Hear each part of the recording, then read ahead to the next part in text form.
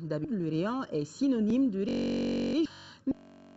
Qui borde la capitale, elle s'est rendue dans quelques salons de coiffure et boutiques de prêt-à-porter. L'affluence tant attendue n'est pas au rendez-vous. Et pour cause, la crise que traverse actuellement le pays. Moussa Fani. La fête de fin d'année est célébrée différemment. Les marchés, les salons de coiffure sont pris d'assaut. Ici, nous sommes au grand marché de Bamako. Pour les vendeurs de prêt-à-porter et des chaussures, l'ambiance du marché de cette année est différente de celle des années précédentes. Pour ces derniers, cela est dû à la crise socio-économique que connaît notre pays. Les clients mangent comme corps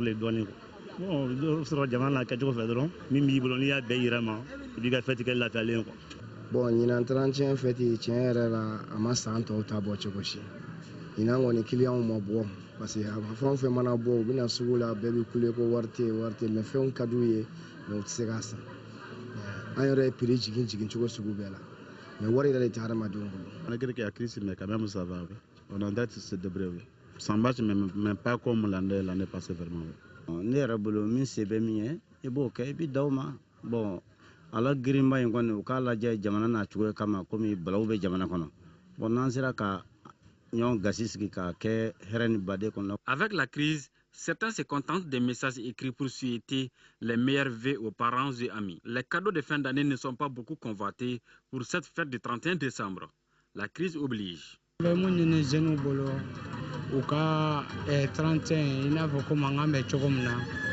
Mangan kana boala o ka ke heren baden konana san yelmere do mo kana ke ko doye no gre ko ka gele me amaka san don bonne de temps de sang. Pour certains clients, on ne doit pas tout lier à la crise. Même s'ils ont trouvé la marchandise dans la facilité, ils ne vendent pas à la facilité. Ils disent non, c'est la crise, c'est la crise, c'est la crise. Ils augmentent les prix parce que c'est la crise. Ça aussi, ça ne peut pas aller. Nous sommes au 31 au Galara parce que malgré Galabe, Jamana, 31 sera fini de Gala, au Tébiko. Chez les coiffeuses, l'affluence est grande. Les clientes attendent toujours les dernières minutes. Mais les coiffeuses espèrent aussi sur les dernières heures avant la fête pour les servir. Même s'il n'y a pas beaucoup d'événements à cause de la crise là, mais on doit se rendre belle. Si le plat de poulet est le plus sollicité, il est généralement accompagné par la pomme de terre. Ici, nous sommes au marché de Niamakoro. Le kilogramme de la pomme de terre se vend à 500 francs CFA. Selon les vendeuses, l'affluence n'est pas grande.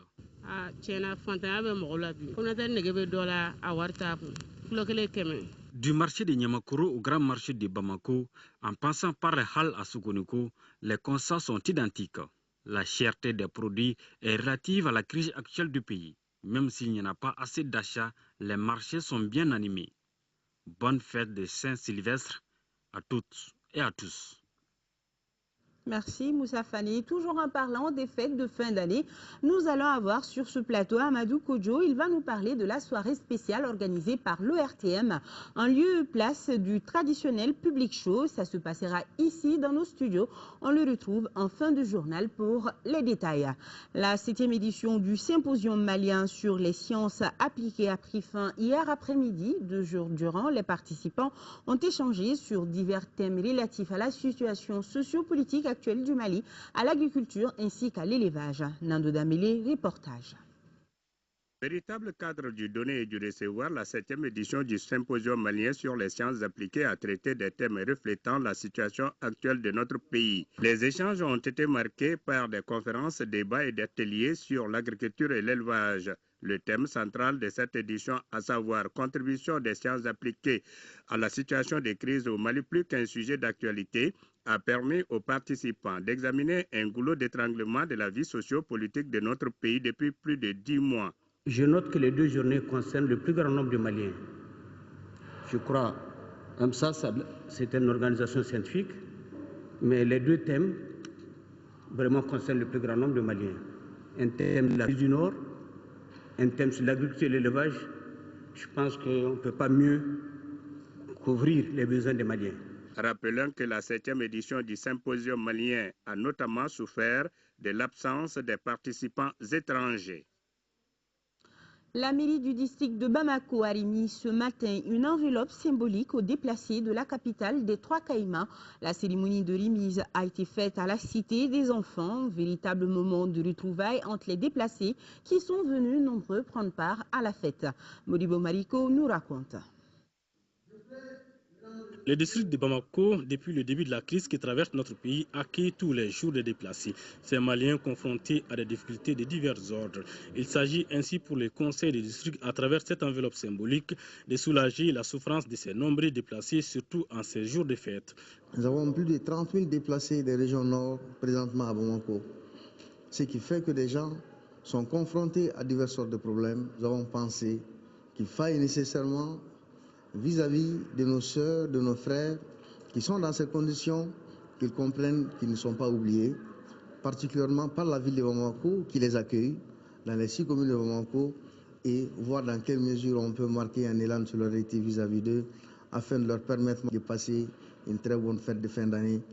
Un geste qui tombe à pic selon les porte-parole des déplacés, car si l'on en croit ses propos, les 30 000 déplacés de la capitale avaient du mal à joindre les deux bouts. En plus de votre soutien, en plus de votre encouragement, vous ajoutez à notre crème du lait. Nous sommes réunis pour vous dire merci.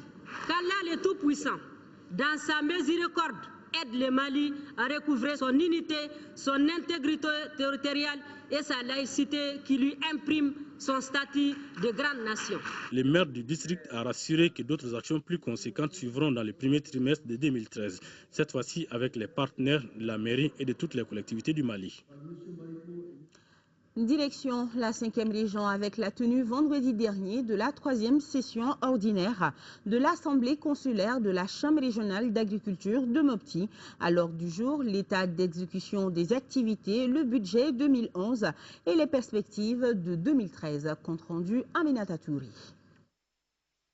Cette 3e session ordinaire de l'Assemblée consulaire de la Chambre régionale d'agriculture de Mopti se tient dans un contexte socio-économique moins favorable, marqué par l'éclatement de la crise institutionnelle et sécuritaire qui a fortement perturbé l'exécution du programme d'activité au titre de l'année 2012. Depuis le mois de mars, les principaux partenaires techniques et financiers ont suspendu temporairement leur coopération avec le gouvernement du Mali.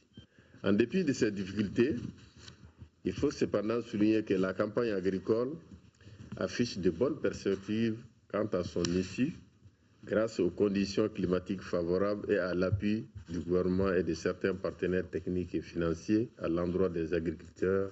Pendant 2 jours, les participants auront à analyser l'état d'exécution des activités et du budget 2011, l'examen du programme d'activité du budget 2013 de l'institution dans la perspective de combler les attentes de leur mandat. Le président de la Chambre régionale d'agriculture de Mopti, Amadou Yarnangouré, dit Djoro, a signalé qu'en dépit de certaines contraintes non moindres, son institution gère de façon satisfaisante l'exécution de ses projets et programmes avec la mise en œuvre de 3 projets globaux à caractère économique autour de la filière échalote à Kourou, la filière sésame à Bankas et la filière lait à Djéné. À noter que le budget 2013 du programme d'appui au secteur agricole au Mali PASAM s'élève à plus de 600 millions de francs CFA en 5e région. À Caille, journée porte ouverte à la KSC Djigisseme, c'était ce week-end.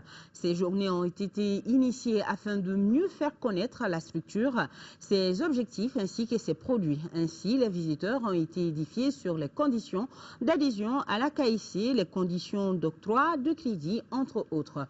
Kansoutou Kanouté, correspondance. Organisée par la KSC, Caisse associative d'épargne et de crédit des entrepreneurs et commerçants de Caille, de concert avec l'Union, ces journées portes ouvertes avaient pour objectif d'informer le public des produits et services qu'elle offre, les conditions d'adhésion et d'octroi de crédit. Au regard des efforts consentis, grâce à la mise en œuvre des mesures rigoureuses de gestion, des améliorations ont été constatées au cours de l'exercice 2011. L'actif total de la KSE de Caille passe de francs CFA 519 millions à francs CFA 570 millions, soit une croissance de 10% entre 2010 et 2011. Pour Thiema Koulibaly, président de la caisse de CAI, les espoirs de réussite de la KSE sont encore grands au regard des performances réalisées par la caisse de CAI depuis fin décembre 2011. Le sociétariat, aussi bien que le total de l'encours de crédit de la KSE de CAI augmente de plus en plus. Elle a autorisé, au cours de l'exercice 2012, 136 prêts pour 469 millions de francs CFA. Le conseiller aux affaires économiques et financières du gouverneur dira que la KSE de CAI joue un rôle déterminant dans le développement de la région en contribuant favorablement à la lutte contre la pauvreté. Elle dispose au 30 septembre 2012 d'un sociétariat total de 961 membres, dont 160 femmes, soit 16%. Elle a octroyé depuis sa création à cette date 1196 prêts pour un montant total de 2 milliards 236 millions de francs CFA aux entrepreneurs commerçants de la ville de CAI. À noter que les débats ont porté sur l'adhésion à la KSE, les conditions, le montant, le taux d'intérêt, entre autres.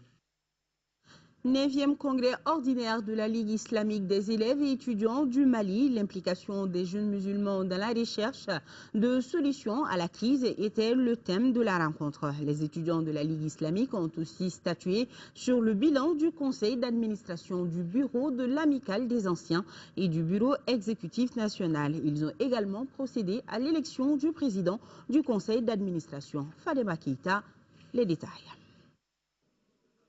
Ce 9e congrès ordinaire de la Ligue islamique des élèves et étudiants du Mali, l'IEMA, a permis aux membres d'adopter les différents bilans, de dégager des résolutions et d'adresser une motion aux autorités face à la crise sociopolitique et sécuritaire que traverse le Mali.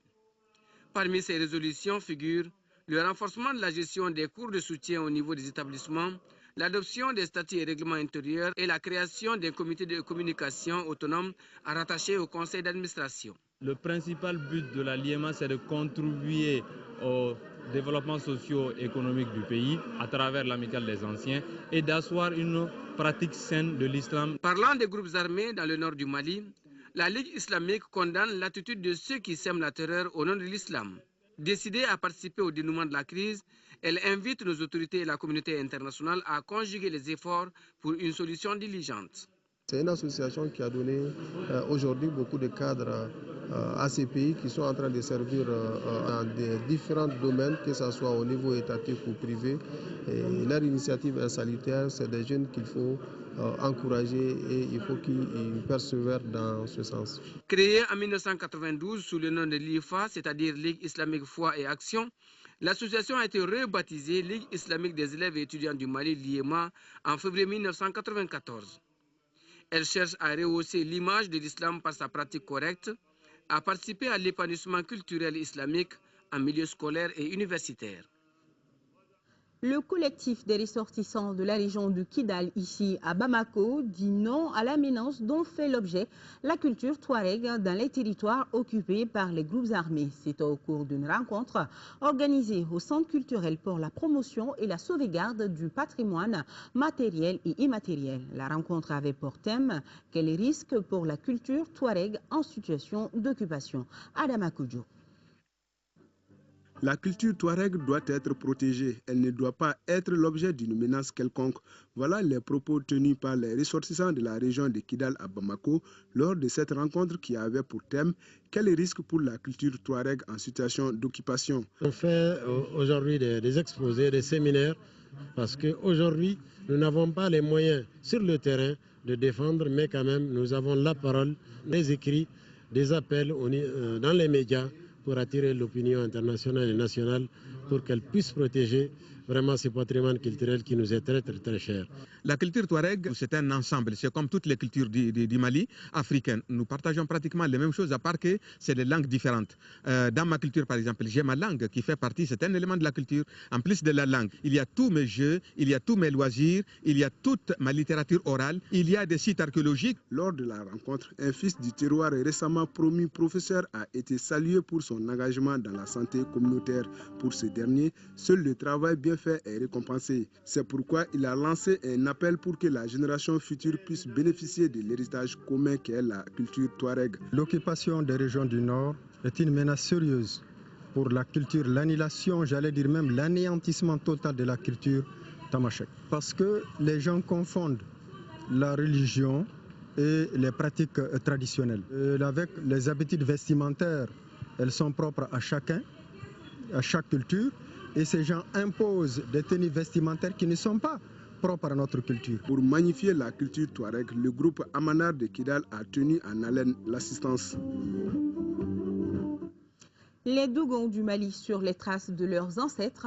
Une délégation de l'association Guina Dogon était hier dans le Mandé. Elle s'est rendue dans le premier village d'où seraient partis leurs ancêtres pour le pays Dogon. Ce village s'appelle Dogokoro. Il est situé à 13 km de la ville de Sibi. Cette visite qui s'inscrit dans le cadre des activités de la 5e édition du Festival pour la promotion des sites touristiques mandingues est un véritable pèlerinage pour les Dogons du Mali. Mohamed Diarra est notre envoyé spécial. Les Dogons seraient originaires de ce petit village appelé Dokoro. Leurs ancêtres auraient quitté le Mandé au début du XIIIe siècle. Quoi donc de plus normal pour les Dogons de venir se ressourcer dans le village d'origine de leurs ancêtres? Voilà tout l'objectif de cette visite que les initiateurs qualifient de pèlerinage aux sources. Nous avons quitté ici et nous avons émigré vers le nord. Et le premier village Dogon fondé s'appelle Kanibonzon.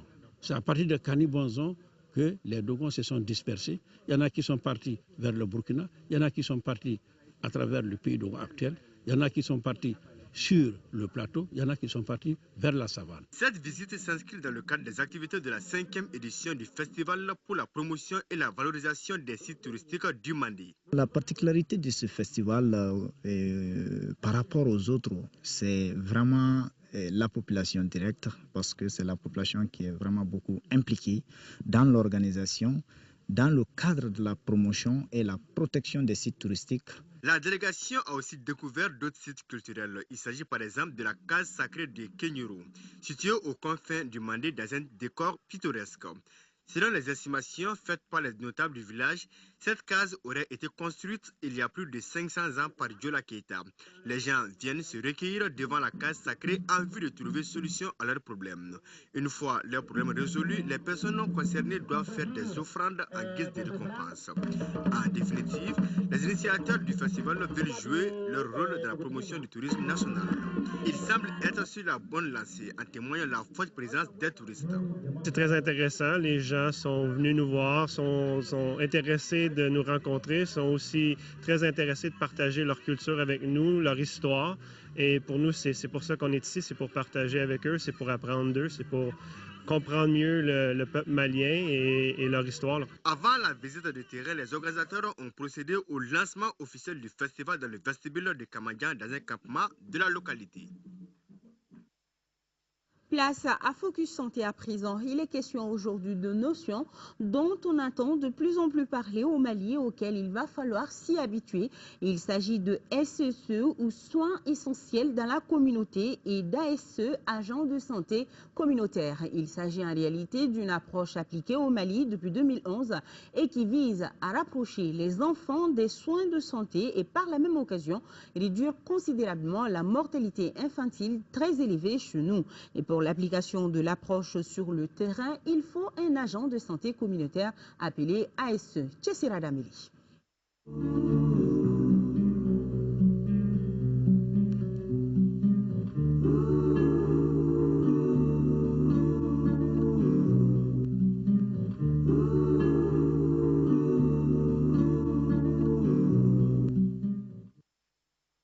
Mamadou Tera est ASC, agent de santé communautaire à Guinchisso dans le cercle de Bla. Il est l'un des 1685 agents dont l'installation a commencé en 2011 dans les 5 premières régions du Mali. Son rôle, c'est de vivre avec la communauté et de donner aux enfants ce qu'on appelle les soins essentiels. Les soins essentiels, c'est vraiment la prise en charge des mal simples, des paludismes, de la diarrhée, de la pneumonie par cet agent de santé communautaire et aussi le soin simple au nouveau-né, sans compter les cas de malnutrition modérée qu'il peut détecter et quand c'est sévère, il peut référer. L'installation de ces agents en deçà de la pyramide sanitaire découle de la volonté de réduire considérablement la mortalité chez les moins de 5 ans. Les statistiques datant de 2006 disent que 300 enfants de moins de 5 ans meurent chaque jour au Mali et la plupart à domicile avant que le patient n'ait été dans une structure sanitaire. C'est là que les mortalités les plus élevées se passent. Si vous avez 10 cas de mortalité, 8 c'est au niveau communautaire. Et malgré la multiplicité des CESCOM, on a fait beaucoup d'efforts, on a un taux faible de fréquentation. Ça veut dire que les gens ont des barrières pour aller au CESCOM. Dans les régions de Kayes, Sikasso, Ségou et Mopti que nous avons visité, les populations ne tarissent pas des loges pour les ASC. Ceux-ci sont les anges gardiens des tout-petits.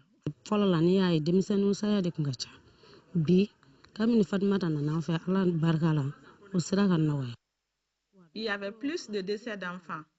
Depuis que Fatoumata est venue, la situation s'est améliorée.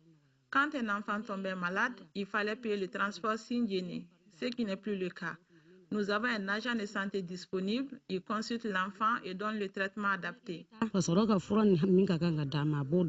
Elle nous a conseillé de ne pas laisser nos enfants s'amuser avec les eaux souillées. Celles-ci peuvent donner le choléra.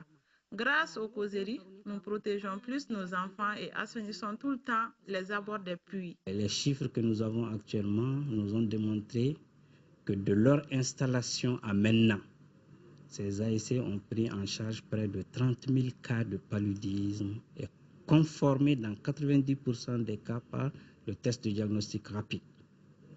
Près de 16 000 cas de diarrhée, près de 20 000 cas d'IRA. L'IRA, ce sont les infections respiratoires aiguës et à peu près 8 000 à 10 000 cas de malnutrition. Si les ASC n'étaient pas là, peut-être que par chance, seulement la moitié de ces 20%-là auraient la chance d'aller dans les CESCOM. L'accompagnement de l'UNICEF au SEC est conséquent, mais il n'ira pas visiblement au-delà d'une année. C'est pourquoi la réflexion a été lancée sur la pérennisation de l'approche. Communautés villageoises, collectivités et associations de santé communautaire cherchent, s'ils ne l'ont pas encore fait, à définir qui devra faire quoi. Nous voyons le schéma suivant, c'est que les communautés elles-mêmes qui ont le bénéfice des ASC qui sont présents dans les villages vont mettre la main à la poche à un niveau que eux-mêmes vont définir.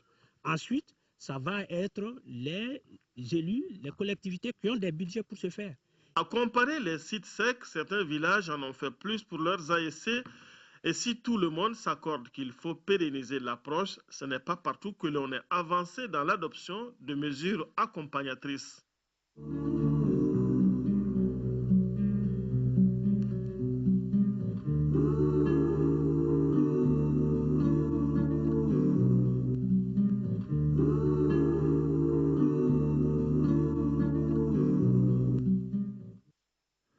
Voilà un reportage signé Chessira Emmanuel Dambélé. Nous sommes presque à la fin de ce journal, mais avant de nous quitter, Amadou Kodjo dans ce studio avec moi. Je m'en vais d'ailleurs le retrouver pour le plateau qui a été spécialement aménagé ce soir à cette occasion du Réveillon. Amadou Kodjo, bonsoir.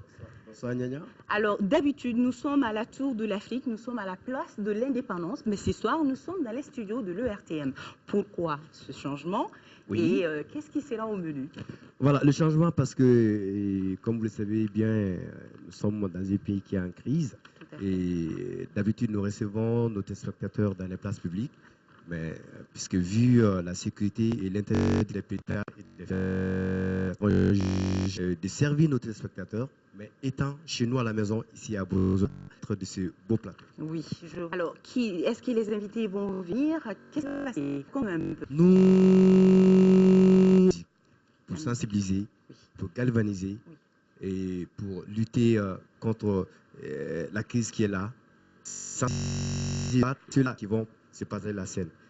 De 22h à minuit, il y aura la génération de Oumou Sangaré, Aïra Arbi, Habib Kouaté. Et cette génération sera drivée par Adama Kouaté et Koti Koulibaly. Alors à partir de minuit, c'est les jeunes. Et vous n'êtes pas sans savoir que pendant ces vacances, les jeunes ont composé beaucoup de musique pour la paix. Oui. Et ces jeunes seront là. Oui. On va rester avec eux de minuit à 2h du matin. Et puis il y aura des reportages pour voir l'ambiance un peu dans la ville. Oui. Et tout ça grâce à la direction de l'ERTM, mais également grâce au partenaire Orange qui nous accompagne depuis 10 ans. Sur ce tout à fait. Alors, pour terminer, ça commence à quelle heure? 22h.